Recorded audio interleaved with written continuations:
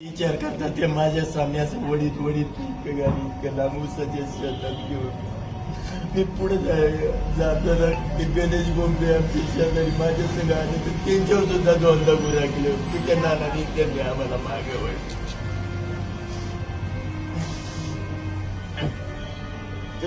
ज्यावेळेस रोहन काय आरडाओरड करत आवाज सुद्धा निघून दिला नाही. आजी म्हणायची रोहन रोहन त्या आवाजाच्या दिशेने मी पळत गेलो.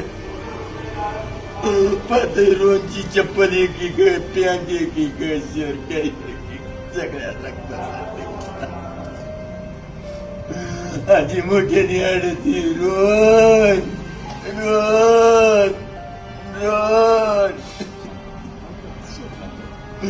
माझं बाळ आहे तसं माझ्या हातात चालतं खेळतं मी चालतं खेळतं घेऊन जातो. मला काही नको नाही तर मला वाघाच्या तोंडात द्या बाकी काही नको मला.